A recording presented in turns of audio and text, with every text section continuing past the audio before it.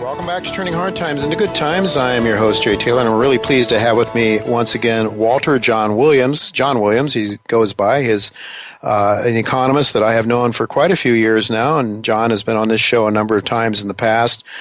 He has an MBA from Dartmouth, Amos Tuck School of Business Administration. He really, though, has gone in a different direction than most Ivy Leaguers, I would say, and that he's remained very independent. He writes the Shadow Government Statistics newsletter, which I think is a must-read for anybody who really cares to know what the truth is about our economy, or at least to get a different opinion than what is given to you by the mainstream propagandist. And you can go to, I believe it's shadowstats.com, to learn more about John's excellent service. Very modestly priced letter, very affordable letter. So I really would suggest to our listeners that you check John's work out at shadowstats.com. Thanks for joining me again, John. Thanks for having me, Jay. Always good to talk to you about your latest views on the economy, what's really going on as opposed to the happy talk we get every day from the mainstream media.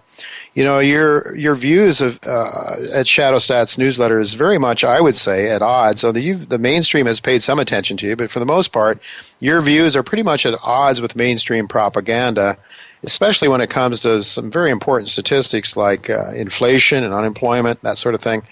For the benefit of people that may not be that familiar with your work, can you tell our listeners how you came about to take such a contrarian view to the sort of mainstream happy talk we're given every day on CNBC?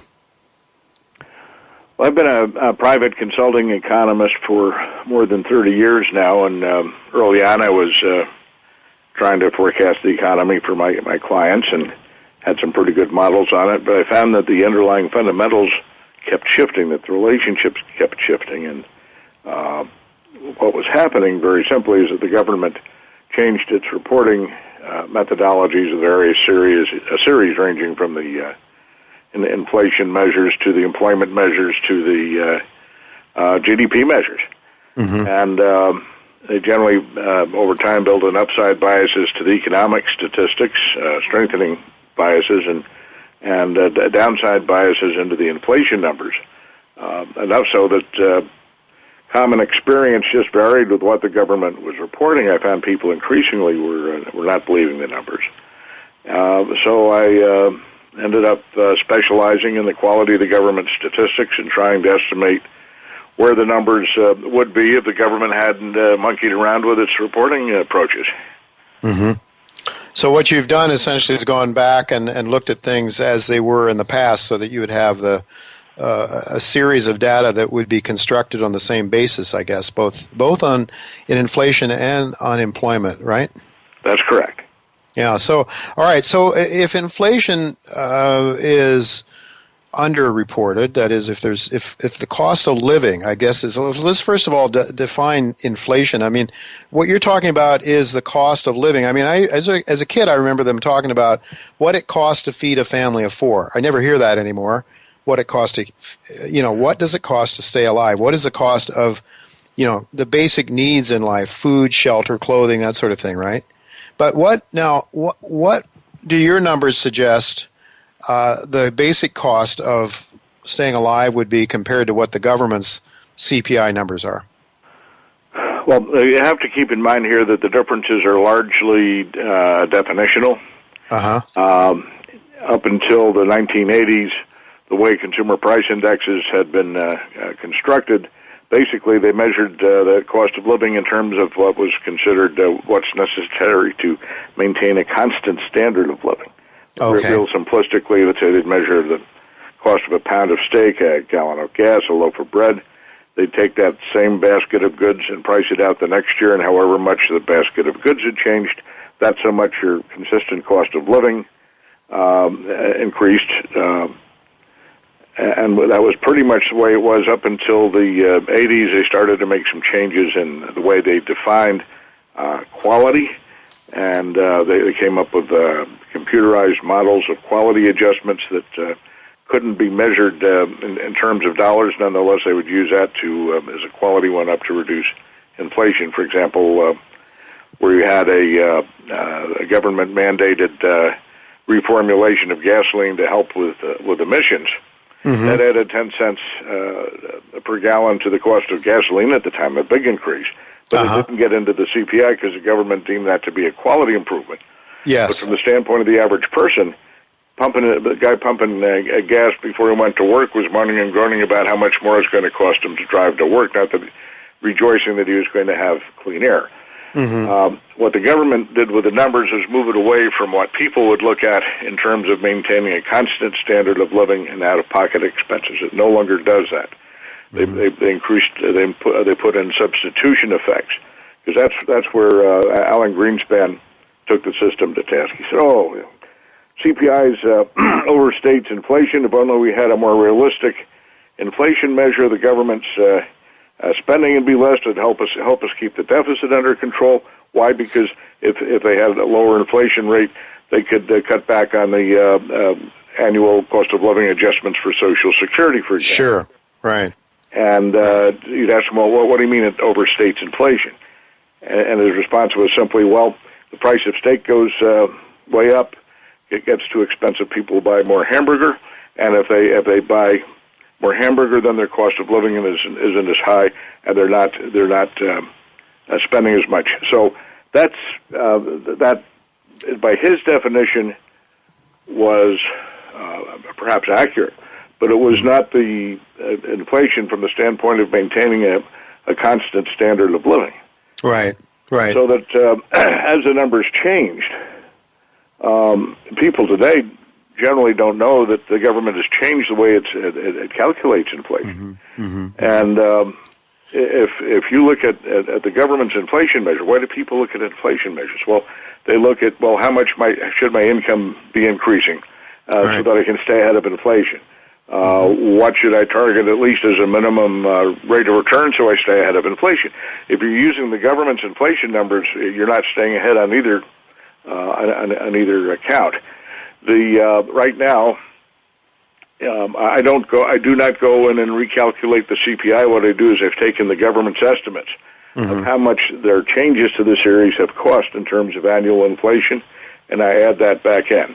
And depending upon the time frame that you look at, where the government is showing zero inflation right now, it's the reality. The way it would have been, let's say, back in 1990, would have been we'd be up at 3.5%. Or some reality be somewhere in 3.5% to 7%. Yeah. Okay. So then that makes a big difference then in the GDP numbers, doesn't it? The GDP numbers that are reported then are, if they use your definition or your way of calculating it, if it was 3.5% instead of 0, or whatever they're saying it is. Well, now. It's the GDP. Anytime you deflate a number for inflation, as they do with the GDP, and it makes sense that you look at it net of inflation, because otherwise, if inflation is rising and you're not taking the inflation out, then you're seeing growth there that really isn't fundamental economic growth; it's just inflation.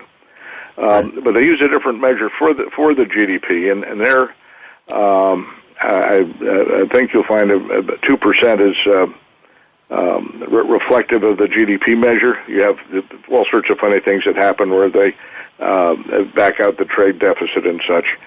So that oil that's imported actually is when the inflation rate goes up there, it's actually going down in the GDP. It's just the way the numbers are calculated. Right. So how do your I'm sorry.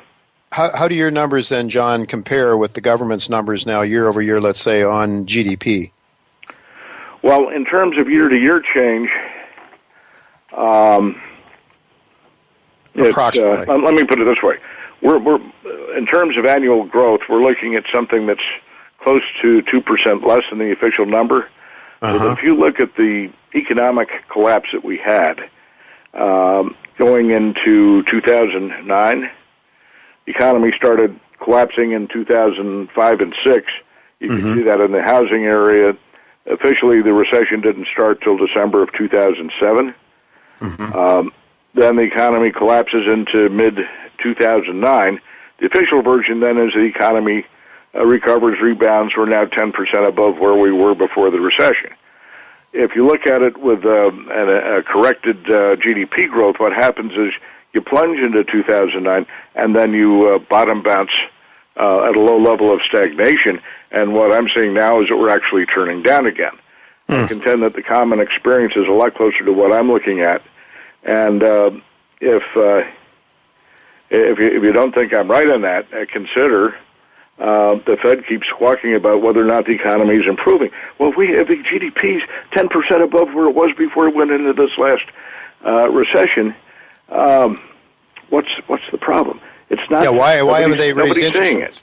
Yeah, why haven't they not been able to raise interest rates if the economy is so strong, John?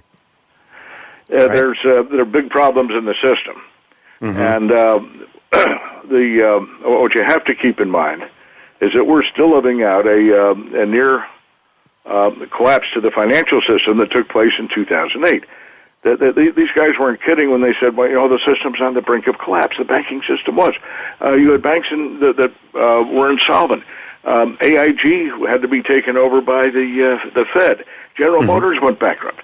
The system was on the brink of financial collapse. And where you have the Federal Reserve, they say, oh, yes, we have mandates from Congress, so we have to keep unemployment down and maintain a low level of good inflation. That's fine. But the Fed's primary function is to keep the banking system afloat. And the banking system was on the brink of collapse. So what did they do? The Fed, the central government, the Treasury did everything they had to do. They anything they could do. They created money. They lent money. They guaranteed all deposits. They bailed out whoever had to be bailed out. They did everything they had to do to keep the system from collapsing. The only problem was they never addressed the fundamentals that got us into the panic and collapse in the first place. Right. The economy still is in trouble. The banking system is far from robust, and the federal deficit is still way out of control on a GAAP basis using generally accepted accounting principles. That's still widening at about $5 trillion a year, up around $100 trillion. That's why the dollar was being sold off. That's why everyone was moving out of the dollar that helped to create the panic in 2008. The Fed came in, and one thing they used was there was this quantitative easing. Now they used as political cover here. Well, if we use quantitative easing, we're going to help the economy. Economy needs to be helped. There's nothing they could do to help the economy. They knew that. Bernanke indicated that. What the quantitative easing did was they bought a tremendous amount, a couple of $1 trillion worth of treasuries out of the system, and then had the banks deposit their cash back with the Fed as excess reserves. The banks didn't lend that money into the normal flow of commerce. Had they done that, that would have helped the economy. You would have seen increased lending. You would have seen the money supply pick up. You'd also have seen inflation pick up. But this was designed as a covert way of trying to bail out the banks. That was, and of course, also, we're John, out at a panic that took place in 2008, and the stopgap measures that they put into place are still in place, and they're afraid to remove them because they don't know what's going to happen. I think they're seeing new problems in the system. They never address the problems in the system. We're still on the brink of a collapse as far as they're concerned, and they're just buying time. They don't know what to do. Okay, so let me ask you, John, do you think they'll raise in December? It seems to me that what they're really trying to do is trying to con people into believing and into having faith in the system, because I hear what you're saying, and I don't understand how, with the economy getting weaker, which I believe every bit of what you say is true in that regard. How much longer can the economy continue to get weak and the financial system hold together? I mean, there has to be some connection between the two at some point, I would think. There is, and I don't think it's going to be a real long period of time before you see an extraordinary break in another panic. The Fed is when they want to raise interest rates, all they have to do is vote for it. When they say they say, oh, we're not going to do it now and then, give them 2 to 3 days, and yes, we're going to raise it next time around. Yeah, and right. The reason they keep putting that out there is they're trying to hold the dollar up. Right. If it looks like interest rates are going to rise U.S. dollars, that tends to attract some money into the dollars. Mm-hmm. But I don't think we're going to see any increase by the Fed until after the election. If they don't do it they should have done it in December. In September. If they're going to do it, yes, but we're going to do it in October. No, they didn't do it in October. No, they now don't. December's absolutely set nonsense. You've got all sorts of numbers in between. The economy is not picking up, and as you see weaker economics, they'll have an excuse for not doing it in November, and then you're into the election season. They're not going to do anything till after the election, the way I see it. I may be wrong, but if they do it, it's not going to change things that much. Yeah. Maybe the system will collapse, but then they'll quickly go back and go back to where they were. They're not going to raise rates by much if they do. Well, John, it seems to me that people are really so easily conned. How long can the Fed continue this on? At some point in time, Pinocchio's nose gets so long that it can no longer be hidden. It seems to me. We were talking to Michael Oliver a little bit about the high yield debt market is starting to break down significantly, and I'm suggesting that that's the connection to the real economy.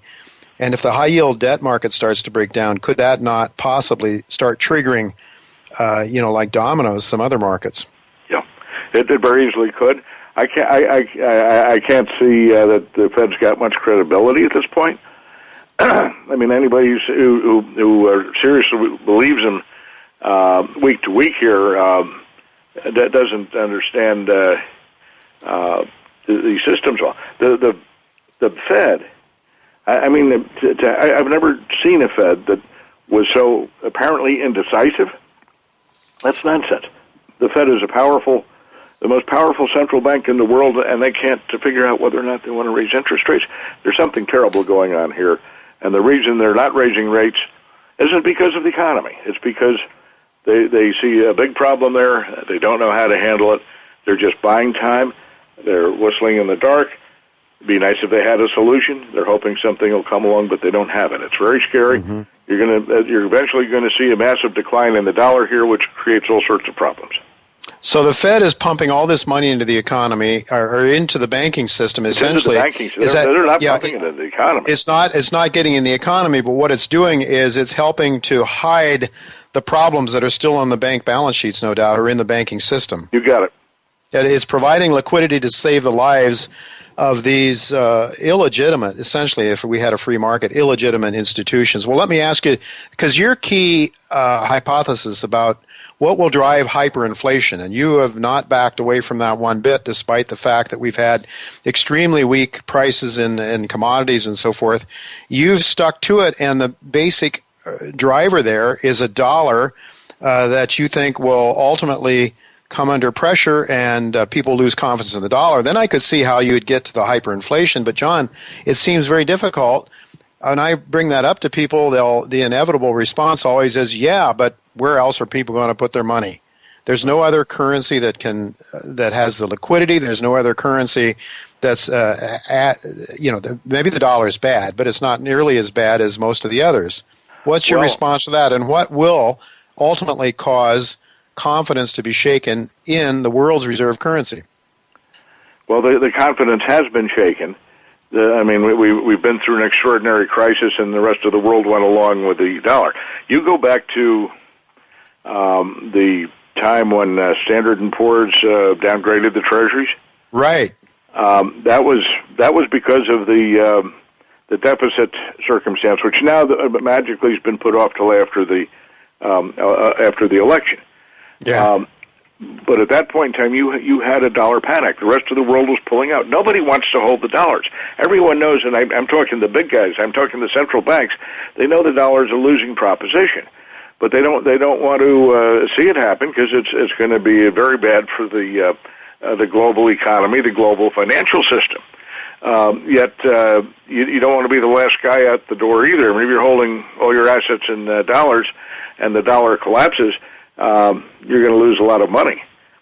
What happened then was you had extraordinary interventions that were put in. The Swiss franc was tied to the euro. All sorts of machinations went into play. The U.S. government just put into the background, put on hold all the fundamentals it had to address. If the U.S. had actually gone ahead and put its long-term fiscal house in order, if it had resolved issues in terms of long-range solvency risk for the U.S. government, we might have a different circumstance. But they've never done that. What they've done is they've just made things worse. When I was looking at when I first predicted a hyperinflation, that was back in 2004, and that was based on where the government had put in place an updated Medicare system. And what they did was they didn't fund it. If you look at the gap accounting, measures not just what you're spending now, but what you're committing to spend in the future, the gap deficit that year jumped by $8 trillion. Yeah. Now, that was the size of gross federal debt at that time. Effectively, they doubled the liabilities of the federal government by not funding that circumstance. I talked to people in the administration and say, hey, look, guys, you're setting up a hyperinflation here. I said, oh, that's too far into the future to worry about. Yeah. So I started writing about it. I thought we'd see it by the end of this decade. Then this crisis came along, and it's all partially related. I advanced my forecast to 2014. I figured it would happen at that point in time. That was back in 2008, 2009. I've since pushed it into 2015 and 2016. I've been surprised they were able to keep the dollar together as long as they have here, but the underlying fundamentals have not changed. The economy's not come back. The budget deficit keeps getting worse. John, I have to interrupt you because the rest of the world backs away from the dollar. It will happen. I mean, China. John, I have be a big buyer of treasuries. Hey, John, I have to interrupt you. John, I have to interrupt you just for a second here because we're running out of time. We only have a couple of minutes here, and I want to address gold. But I couldn't help but think when you talked about the S&P downgrading the dollar, that was in 2011. Up until that point in time, as quantitative easing 1 and 2 were going on, the stock market and gold rose together. It was very closely correlated. However, as soon as S&P, right shortly after S&P downgraded the dollar, gold disconnected from quantitative easing. And I think that there was some things going on there in terms of manipulation of the gold markets. Otherwise, people might have lost confidence in the dollar, but if you could say that gold is going down, it's getting trashed, nothing better than the dollar.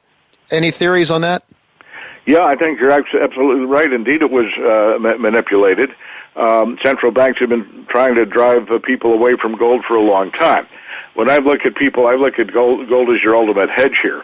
And I'm not looking at it to buy and sell. And I mean, you're going to have your ups and downs, but when this crisis hits, you want to have your assets in gold. That will get you through the crisis. And all right, John. John, we got just less than 2 minutes. I have to ask you about a comment that was attributed to Warren Buffett on gold. Buffett is saying, just stay away from the yellow metal. I mean, if you want to build wealth, the last place you want to be is gold. What are your comments on that?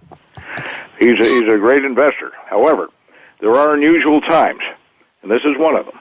If you want to lose your wealth, keep your assets in cash denominated in dollars. If you want to preserve your wealth, put it in gold. If you want to build your wealth, you can play some games with what you have left over, but you need to preserve the basic assets and wealth that you have through what's going to be a debasement of the dollar that will take it effectively to zero, and that will provide liquidity to get you through very difficult times. So physical gold, John. Hold it through the rough times ahead. Then you'll have wonderful investment opportunities for building wealth more than Mr. Buffett's ever seen. All right, very good. Thank you very much. We're out of time. I want to tell listeners, though, it's shadowstats.com. Is that right, John, where they can pick up on your work and subscribe? Shadowstats.com. Folks, go there, do that, because I've been a subscriber for a long time, and it's absolutely worth every penny, a very modest price to get an annual subscription to shadowstats.com. Thank you very much, John, for being with us.